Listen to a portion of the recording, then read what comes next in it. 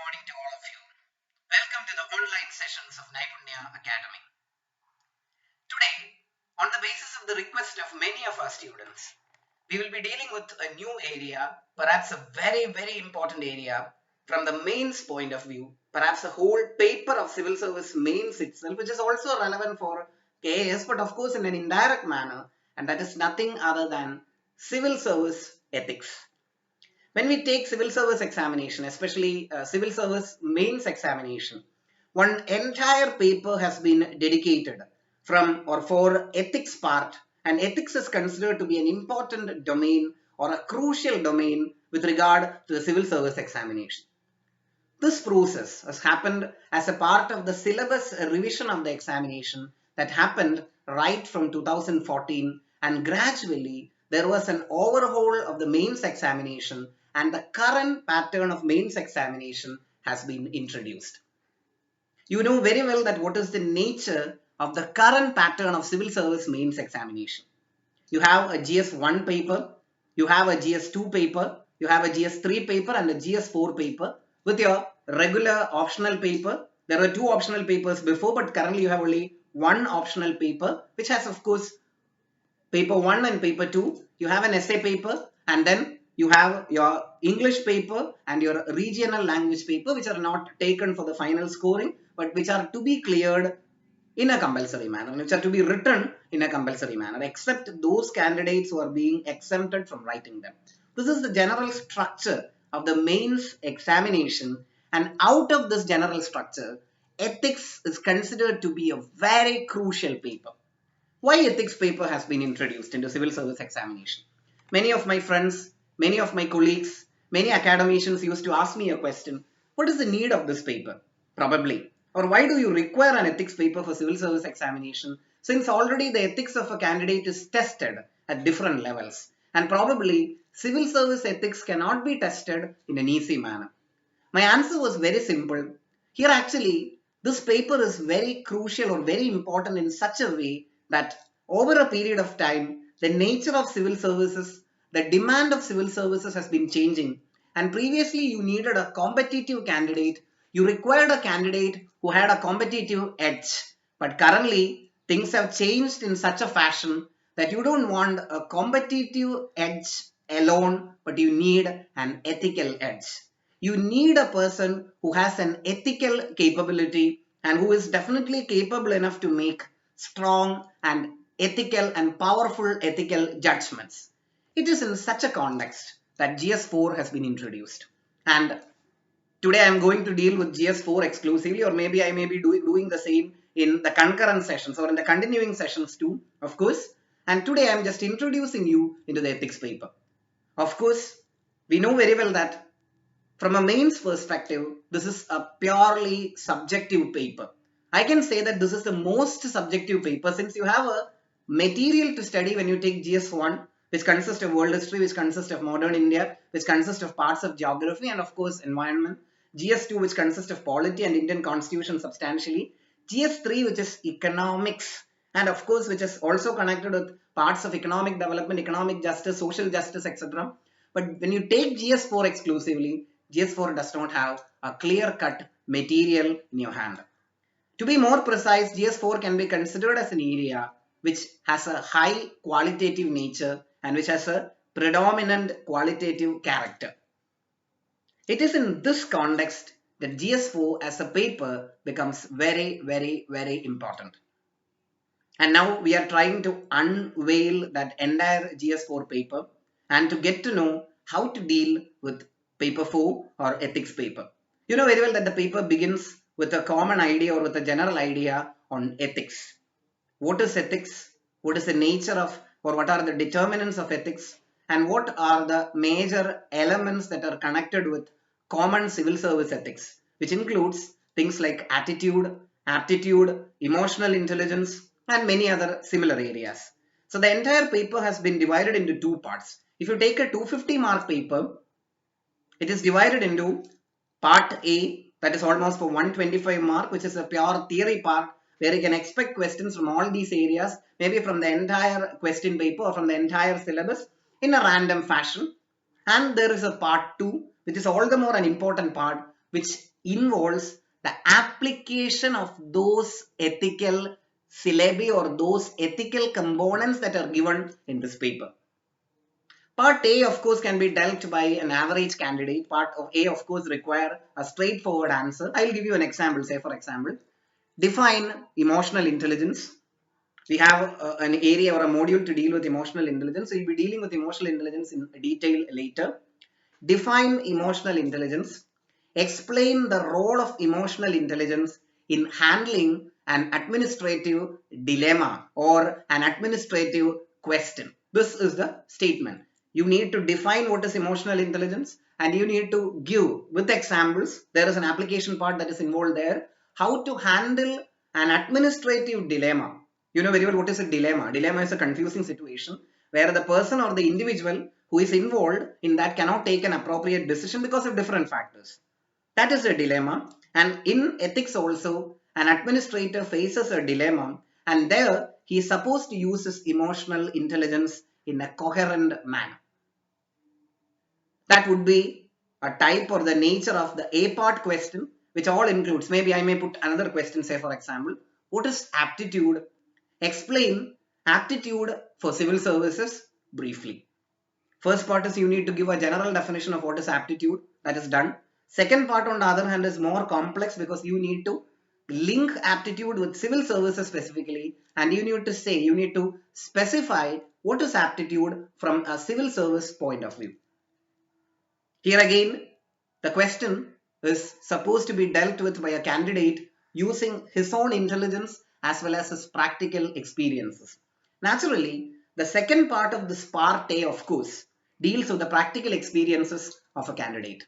Moving on to part B, that includes case study. The last module of the paper specifically speaks about a number of case study questions which is based on the already given syllabus, which means the syllabus shall be followed or the pattern of the syllabus shall be taken into consideration when a case study question is placed before the candidate. The second part is of course not very easy compared to the first part because the first part of course it is more theoretical and the candidate who has a grasp over these areas can definitely define whatever questions I had given previously like emotional intelligence or attitude and he can write something about the latter part too. Say for example the role of emotional intelligence in civil service. But when a case study is presented before a candidate, remember this is a very important aspect. When a case study is presented before a candidate, things are not very easy because now you are entering into a laboratory where a specific situation is placed before you and your answer should be in tune with the administrative acumen that you garnered over a period of time as an individual and your answer shows your personality. This is the problem. Previously, your answer is not reflecting your personality since majority of the candidates out of that 125 mark of part A, majority of the candidates may write some answer and maybe extraordinary answers may get more marks. But when it comes to the latter part for another 125 marks, that is part B, that is exclusively the case study area, things are not very easy as we think. Because in such an area, definitely the judgment, the qualitative judgment, the ethical standards of a person, the ethical considerations of a person, the ethical priorities that are given by a person are all taken into consideration and are all valued by the examiner and here the candidate has to be very careful. Whenever you attempt a case study, I will be giving examples in the continuing sessions of course, but today I am giving a general introduction on ethics paper. Whenever you attempt a case study, you need to be very sure, very precise and very particular about one thing, that it is examining your personality. Your personality, your character, your nature, your ethical standards are being examined by the question paper and you need to be very careful, very precise and very conscious when you answer a case study question in ethics.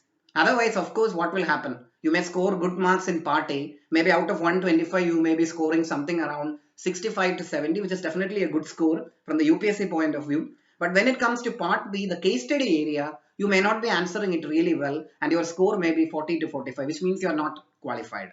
Your mark may be something around 105 or maybe 101 to 110 and that is not an appropriate range. But how can you increase your score? This is the question. And today I am giving you certain tips to increase your score when a case study question is placed before you. We'll deal with case studies in detail. First and foremost tip to be followed when a case study question is placed before a candidate is that you need to assess it from the point of view of the examiner. Imagine the examiner is trying to know your personality, is trying to understand your position, and you need to be very careful about that part. You need to know what the examiner requires as an answer. You need to present yourself as a non-compromising person. This is the first tip. Whatever it is, whatever be the situation, you need to make it sure in your answer that you are a person who abide by the rules, regulations and laws of the land. And you are never ever ready to compromise on the same. If this point is born in your mind very clearly, if this point is taken into your brains very clearly, you can definitely write a case study answer in an appropriate fashion. And nobody shall question your answer. And I strongly believe that if it is a 10-mark question, definitely if you are a non-compromising candidate, that itself gives you an additional 1 mark. That is the first tip. Moving on to the second tip of dealing with the case study part. The second tip is very simple. Second tip, of course, attempts to examine your capability to resolve a problem. Many of the case studies, as far as I went through the question papers right from, when I conducted a research on the question papers from 2014 to 2018, and very well it is evident, it is clear that in all these question papers, the ability of problem solving of a candidate, the problem solving potential of a candidate is very, very, very important. And whether you are a person who can resolve a problem amicably, then of course that gives you another 1 mark. That 1 mark is above other candidates, please note that point.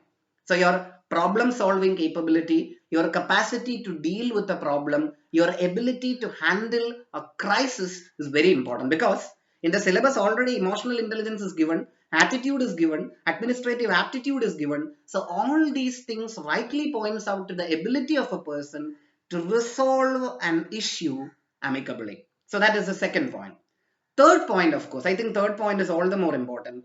Third point, of course, is your capability, your skillfulness to handle a situation, to handle people, especially people coming from different, there may be case studies like that, people coming from different backgrounds in a tolerant, sensible manner, and be a person who is flexible at the same time non-compromising. I told you the first tip, you should be a non-compromising person. Agreed. But that does not mean that you are a rough and tough person. You are a non-flexible, rather you are a rigid person. You should show considerable flexibility when you deal with a problem. Not this point, a civil servant is not a rigid person. Whenever a case study is presented before you, you need to take a non-compromising position. That is tip 1. Regarding a matter that involves values, a matter that involves rules and regulations or laws of the land, etc. At the same time, you should exhibit flexibility in a matter where people are involved without breaking or violating laws of the land. Imagine, say for example, a poor person is approaching you. Maybe an old person who is relatively incapable, who need definite assistance, and that case is genuine. You feel that as an administrator, you feel that is ethical dilemma. You feel that that case is genuine. At the same time, that person could not put up his papers on time. Imagine that is the situation. You verified doubly or triply that the case is genuine, and you feel that this is where you can show some flexibility. Okay, in such a context, you need to be flexible. That is the flexibility of a candidate, and you need to show some flexibility towards a genuine case that is placed before you. And at the same time, you should follow the rules and regulations of the land. This is where your personality should be a combination of non-compromising attitude, of sincerity and high standards, high value standards. At the same time, you should also exhibit considerable flexibility when you deal with a matter. So 3 tips has to be borne in mind when you write a case study answer. We'll continue our ethics sessions definitely. I just begun how to deal with civil service ethics, and I strongly believe that all candidates who are dealing with ethics paper should start working on the paper right now, because this paper will definitely determine whether you are in civil service or whether you are out. Thank you. Thank you all for listening. God bless you.